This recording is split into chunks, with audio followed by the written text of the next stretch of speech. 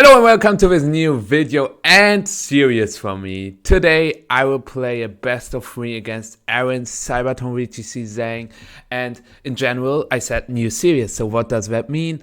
Every single week from now on I will play a best of 3 against another opponent, a very good opponent every time. You can write down in the comments below who you want to see next, of course. And obviously this first best of 3 is against one of the most iconic players out there, Aaron Zheng, and I'm really looking forward to this. Unfortunately for the set today, I forgot to press the recording button, I gotta be honest, but I played 2 more sets against him and I will release the videos on those tomorrow and the day after, so you have a video back to back. And how I will structure this is that I will always talk about my team for a little bit, and then we head into the series, and then I will do an outro. And starting next week, by the way, it will also happen in Reg G. The sets against Aaron were in Reg H to kind of finish off this regulation, and I think it's a good end to that. And let me know what you think about this whole format, what I could do better, how I can improve. But for now I would say let's start right into it. The first team we are using in this format is a team that is heavily inspired by Giuseppe Musico. He was using that team to get to top 4 in the Lille regionals. The funny part about that team is that it basically won a regional later in the season in Stuttgart. To be fair, there was a change in the team. Instead of a Clefable, there was an Amoongus, but the other 5 were the same. So let's check out the team. So this is the Ursaluna spread I've been using, and the funny part is that the Stuttgart winner was using the same spread as well, and I'm using this spread since I think for 2 months now, so since October, and this spread works perfectly. It survives a close combat from Sneasler, as well as a Terra Normal Blood Moon from Ursaluna Blood Moon. It is faster than the 90 base speed Pokemon like Flamigo and Annihilate in Tailwind, so if you have Tailwind up, and you still have enough special attack to get the bump on 116. I'm using Terra Ghost on my Ursaluna. Giuseppe was running Terra Water. I think Eden Bachelor, who won the regional in Stuttgart, also ran Terra Water. I really like Terra Ghost because it gives you a fake out immunity, a fighting immunity, very important against Sneasler, and in general it's not a bad defensive type, so that's why I decided to go for it, and it worked pretty well so far. This is also called a Duck team, by the way. What does Duck mean? Dragonite, Ursaluna, Goldango. So it is a core mainly produced in Japan or made in Japan that just worked pretty well all over the regulation, as you can see.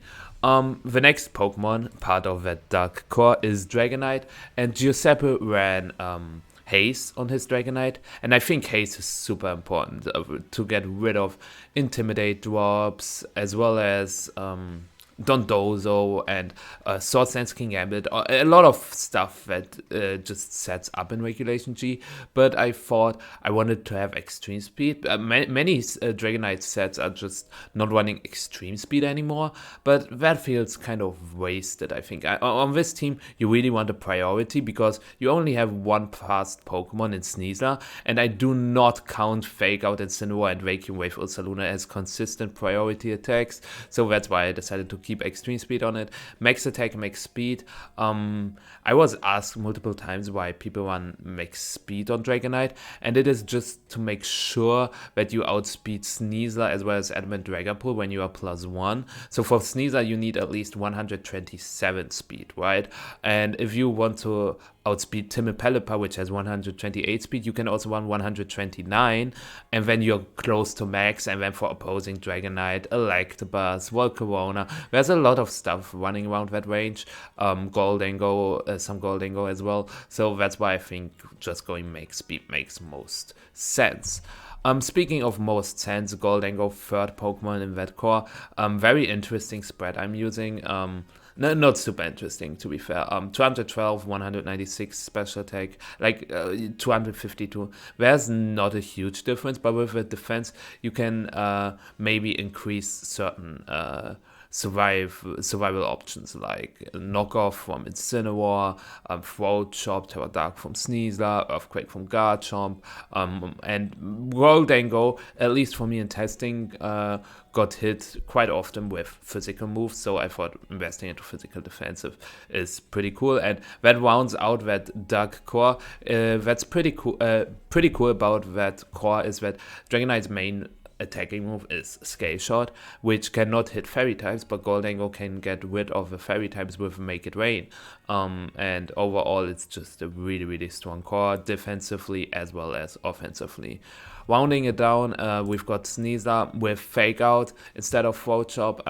We have a double Fake Out core, and the regional winning team had Throat Chop, but I think Fake Out is also just pretty cool, especially if you don't have haste on Dragonite. Having double Fake Out against Dondozo, especially if you get Poison Touch, maybe, plus Clefable, it can still beat it. Very hard, but you can beat it. And I'm just running max speed, max attack. I don't have to explain that. You want to outspeed Ninetales, you want to outspeed Mousehold, you want to outspeed opposing Sneasler. Don't run Adamant on Focus Sash Sneasler unless you're unburdened, but even then I would really recommend going Jolly. So if there are still Regulation Age tournaments going on in this month, you can also use this team I'm presenting today, tomorrow, or on Sunday. Next up, we've got Incineroar, and with Incineroar, I really liked this kind of spread because you get the bump in special defense, and you are fast enough to outspeed Sneasler and Tailwind. Or, I can already tell you, the Clefable has Thunder Wave, and I think being faster than Sneasler is especially important because that team doesn't have a great Sneasler matchup, to be fair, and being faster than it and going for a Flare Blitz in Tailwind or when it's paralyzed is really huge, because it also helped me to win my World Cup game against Adam Chervaoui. You can watch that on the video I made on Monday, by the way. I used the very same team back then, and just a very good spread, and I felt comfortable using it. Last one, Clefable. The original from Giuseppe had Helping Hand over Thunder Wave, but I thought Helping Hand just doesn't feel right, because you cannot use Helping Hand on Goldango. Helping Hand Incineroar is like, Helping Hand Sneasler is alright. I think the only Helping Hand target really is Ursaluna, and Thunder Wave is also just a great supporting tool. So that's why I decided to run Thunder Wave instead of Helping Hand. And that's why I also have a little bit of speed investment to maybe make sure that I outspeed opposing Incineroar, because then I can get a T-Wave off when Ursaluna outspeeds Incineroar, because our Ursaluna never outspeeds Incineroar as long as they have not minus speed nature or less IVs than 31. So that's why you can go for T-Wave into Earth Power. Also works against Primarina, T-Wave into Blood Moon, all that stuff. And you are also faster than Garchomp and Tailwind. And that's what I liked about that spread. You get the bump in defense, and then 4-4 for good measures.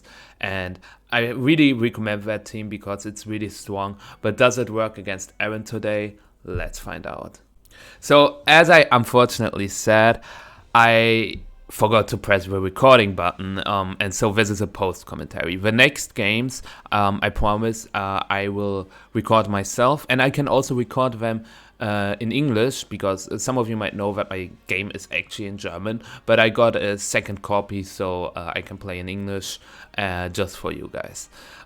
So we see Indeedee, Whimsicott, Garchomp, Annihilate, Ursaluna, and Kilowatt. I will link the open team sheet down in the description below, so if you want to take a look, you can go ahead. And it's really interesting to see that the Whimsicott also has 0 HP IVs, probably, based on the number. 120 is really low, without a focus sash. It's still covered cloak, makes sense for Endeavor, but overall, a really interesting choice.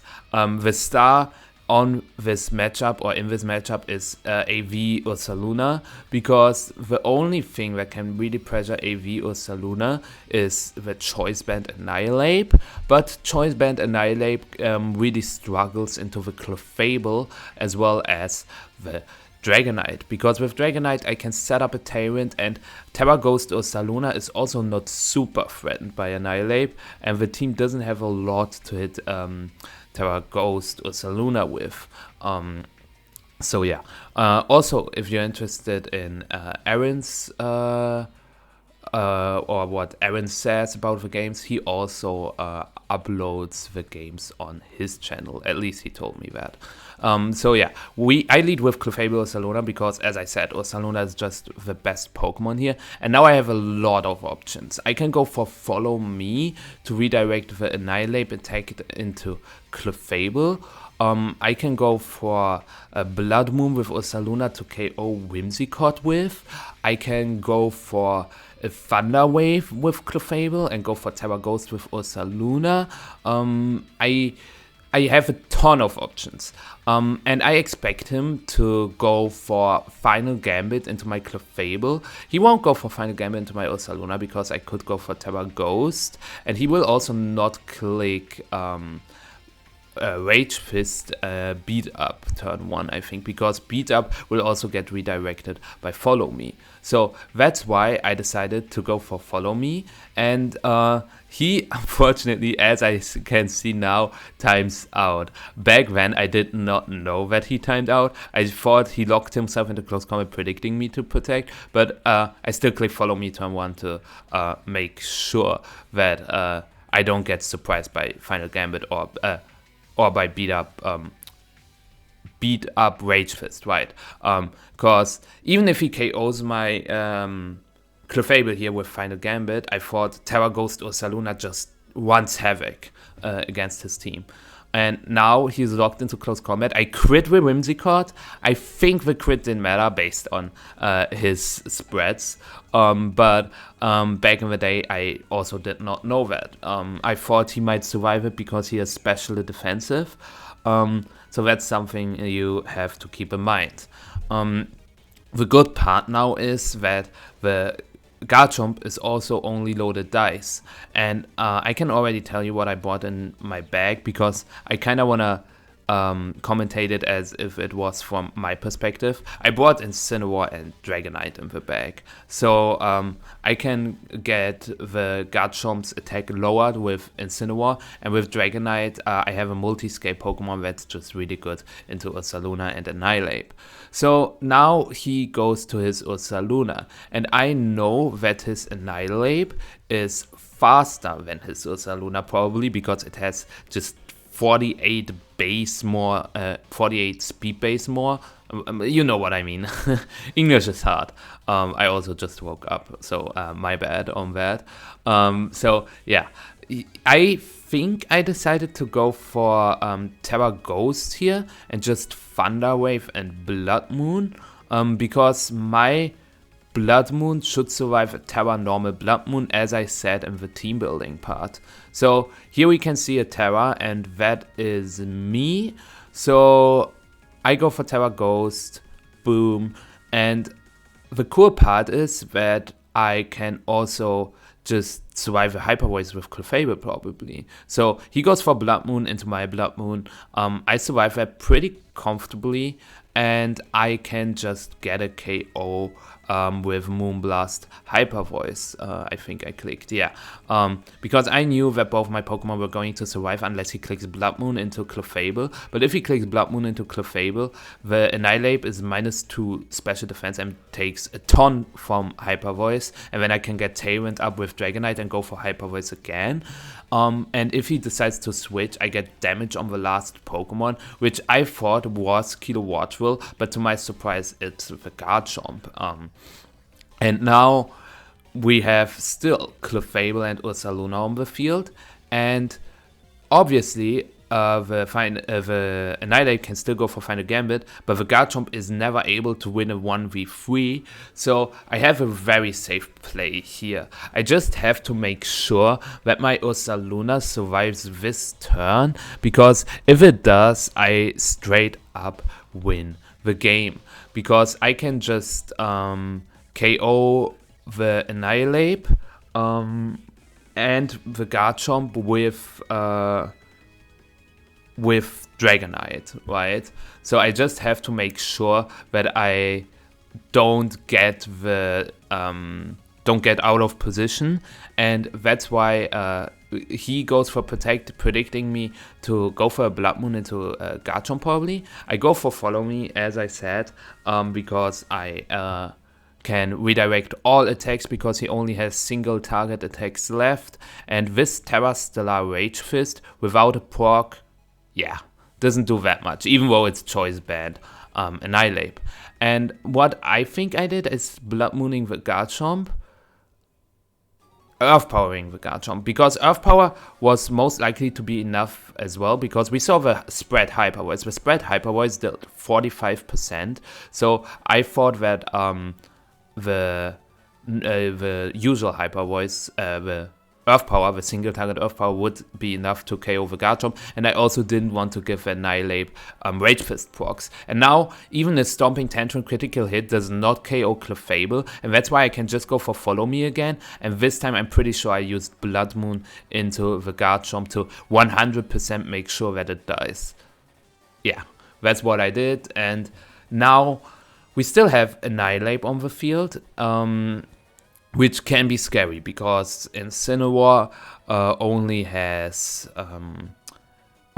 Flare Blitz, and Dragonite only has Scale Shot. Scale Shot can miss, and Incineroar can boost its attack because of Defiant, and that's why I decided to go to Dragonite first to set up a Tailwind, because if I set up a Tailwind, I can just ensure that I get 2 Flare Blitz off with Incineroar, and that should be enough to KO the Annihilate. So that's why I decide to go for Tailwind here, and I also decide to go for an even better play, switching Ursaluna to Incineroar, because the Annihilate is currently the fastest Pokemon, and it would KO the Ursaluna here. But if I go to Incineroar here, even if 2 Flare Blitz are not enough and I miss every Scale Shot and he KOs Incineroar, then I have Ursaluna and Tailwind and can KO the Annihilate with Blood Moon. That's why it's always better to switch hard into Incineroar and keep the Ursaluna alive, because I only need the Ursaluna to be in Tailwind, and I ensured that with this play. And now I can just go for Scale Shot Flare Blitz into the Annihilate, and since we hit the Scale Shot, there's no way out for him. Do we get 4 hits? Do we get 5 hits? Let's see. It's 4. But with 69 HP, is it enough that Flare Blitz KOs? Even if it isn't, it doesn't matter. But luckily it does, and with that we save another turn. And I think I played this one really well. The Tailwind Dragonite really came in clutch in the end, and the Clefable Ursaluna combination worked really well in the beginning. So overall I cannot complain. Obviously there could have been some different turns. He could have used Final Gambit turn 1 to remove my Clefable, but even if he does that, I get a double KO, right? I lose Clefable, he loses Annihilate, I go for Blood Moon, I KO Whimsicott, and then I have full life Ursaluna against Garchomp and what was the other Pokemon? Ursaluna, and I just get another Tyrant up with Dragonite again. I can use Terra Fairy with Dragonite then to not get hit by Scale Shot from Garchomp, and overall I would be in a prime position once again. But it never happened, so I take that. Now for the second game, he has a ton of options. He could change it up with something like that. And I was going through everything. I thought that Goldengo isn't great because the Kilowattrel has Discharge, there's a Garchomp, there's Annihilate which is faster and can threaten me with Rage Fist. So Goldengo didn't look that great, and Sneasler into Terra Ghost Ursaluna, Annihilate, Garchomp with Rough Skin, Kilowattrel which could be faster. Overall also not a good Pokemon. So I settled on really quickly to use the same 4 Pokemon again.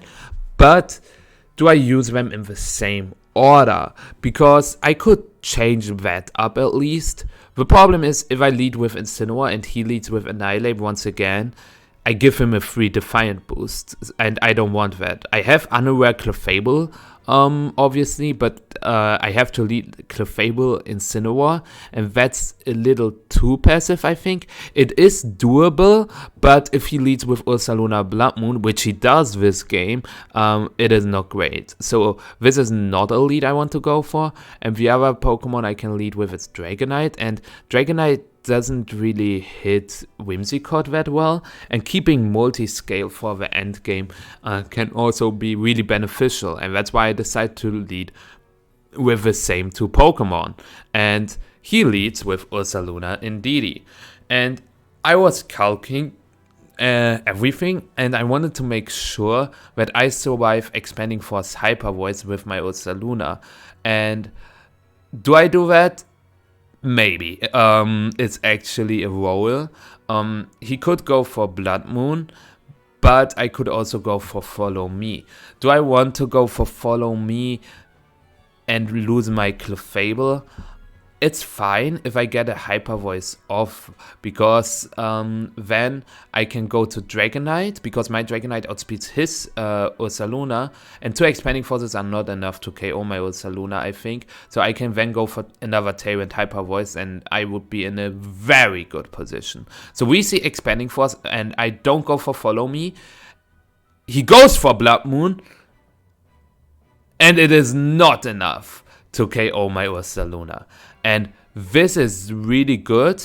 Now, a Follow Me would have just won me the game pretty much. Or maybe not immediately won, but I would have been in a very good position with Follow Me Hyper Voice, and then get Dragonite in, go for Tyrant Hyper Voice, because you saw how much this Expanding Force did. Especially because he has Terra Fairy on the Indeedee. He doesn't have Terra Psychic to increase his damage.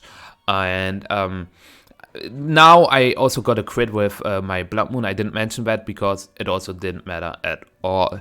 And the cool part now is that Indeedee Garchomp is a field that is really good for Incineroar. So I could switch into Incineroar with one of my slots, but Stomping Tantrum is a little scary. So if I do that, it has to be Ursaluna so that I can Moonblast with Garchomp, but he also has Terra Steel, and if he goes for Terra Steel Swords Dance, that is really, really bad. So now, again, decision making. My Ursaluna is slower than the Indeedee, probably, if it's timid Indeedee, and yeah, that's why having only 79 speed can be really bad sometimes. With 81 speed, I would be faster than Indeedee, because Paralyzed, it has 80 speed. I protect my Clefable because I didn't want to take the Expanding Force, and he just KOs my Ursaluna with Stomping Tantrum. The problem would have been if I clicked Follow Me and he doesn't get parried. He still outspeeds Ursaluna, as I just said. So I could have used Moonblast, I guess, so that I get damage on one of these Pokemon, because Clefable at least outspeeds Indeedee. But I was kind of scared for Terra Steel on the Garchomp. And now I can go to Dragonite. And Dragonite, I can use the Terra Fairy button with, but I do not know what the last Pokemon is. The problem is that his Indeedee is Terra Fairy, so clicking Scale Shot into it is risky. But if I click Scale Shot into Garchomp, I can run into Terra Steel Garchomp, and then I get the Death Drop, and he does way more damage. So I kind of have to cover for Terra Fairy, I have to cover for Terra Steel, I have to cover for Trick Room, I have to cover for Encore. There's just so much stuff that can happen, and in the end I think I decided to lock Tailwind Moonblast into Indeedee, and to my surprise he doesn't Terra one of the Pokemon. I go for Terra Fairy because I didn't want to use Follow Me, and if I don't go Terra Fairy, the Scale Shot is going to hurt quite a lot because the first one already breaks the multi-scale, and then the remaining ones will do normal damage. And yeah, I decide to go Terra Fairy, and he goes for Stomping Tantrum into the Clefable instead. Very good play, but even at this range I should be able to survive another Stomping Tantrum or an Expanding Force. I go for Tailwind. I just thought he wouldn't click Trick Room, and I go for Moonblast into Indeedee, almost doing 50 but not quite, and he gets an Expanding Force off and KOs the Clefable. And now things are getting pretty dicey. Now I get Incineroar in, which is pretty cool because Incineroar outspeeds both of my opponent's Pokemon, and the Garchomp drops to -1 attack. I have to make a decision though. Do I want to Flare Blitz the Garchomp predicting Terra Steel? Do I want to Flare Blitz the Indeedee? There's just nothing I can really do here to cover both. But in the end, I decided to actually go for a play that does cover both. I decide to lock in Scale Shot into Garchomp and Flare Blitz into Indeedee, I think, because even if he goes for Terra Steel this turn, next turn he's weak to Flare Blitz, and my Incineroar can threaten a KO onto the Garchomp. And that's why I go for it. And to my surprise, he switches Garchomp to Annihilate and Terras the Indeedee. Terras the Indeedee. And I can understand it because I could have targeted the other way around. If I predicted Terra Steel, it's better for me to go for Flare Blitz into Garchomp immediately and Scale Shot the Indeedee. But as I said, if I bait the Terra out, next turn I can KO him with Flare Blitz. So then it's kind of a 50-50 because if he goes for Terra Steel, Stomping Tantrum into my Incineroar would take some damage, and then next turn he could go for Protect Garchomp and Close Combat into my Incineroar and then win with Garchomp. But if I double the Annihilate, he has to click Stomping Tantrum into my Incineroar to win. So it's a 50-50, but since he switched, there is no 50-50 anymore. As long as Flare Blitz KOs the Annihilate, and I have to connect Scale Shot onto the Garchomp. He can go for a Stomping Tantrum crit into my Dragonite because I'm also -1 defense. Or like if he crits my Dragonite and dodges Scale Shot with Garchomp, he can win. But I made my calculations, and Flare Blitz always KOs Annihilate. So I always Flare Blitz with Annihilate and Scale Shot with Garchomp. If I connect, I win. If I miss, he has to either crit my Dragonite or I have to miss again. Because even if he goes for Protect to stall the Tailwind, I would still outspeed him because of a speed boost and I get another Scale Shot off. He, to my surprise, goes for Protect and Close Combat. Maybe he wanted to cover that I double up onto the Garchomp. But I didn't decide to do that. Instead, as I said, I Scale Shot the Garchomp and Flare Blitz the Annihilate. And I connect that and it KOs. Now, it still comes down to, do I connect my Scale Shot? Because as I said, not connecting loses me the game. If he crits or if I don't connect twice in a row. So I decide to just lock Scale Shot knockoff in and he surrenders. And that is pretty interesting because he had 1% chance of winning. Even if it's super low, you should always play it out, in my opinion. And because Incineroar doesn't do that much damage, and I only knock off a loaded dice, and I also get rough skin damage. So let's say I miss this Gale Shot, he crits Stomping Tantrum into Dragonite. My Dragonite dies, his Garchomp takes 45% from knockoff, and then he can KO my Incineroar the next turn with Stomping Tantrum. But I take it, and we win the set 2-0. Let's go. So yeah, I really hope you enjoyed the first episode of this new format. As I said in the intro, please let me know where I can improve. I know that posting this or not showing it from my perspective it's my fault, and it won't happen in the future, as well as the post commentary. Some people like post commentary, but from now onwards it will be a live commentary. I hope you're looking forward to that, and let me know who I should play against next. I will make it happen no matter what. And that being said, I will see you tomorrow, hopefully, because tomorrow's series was a banger. I was using an archetype I never played, and you probably didn't play it either, so tune in for that.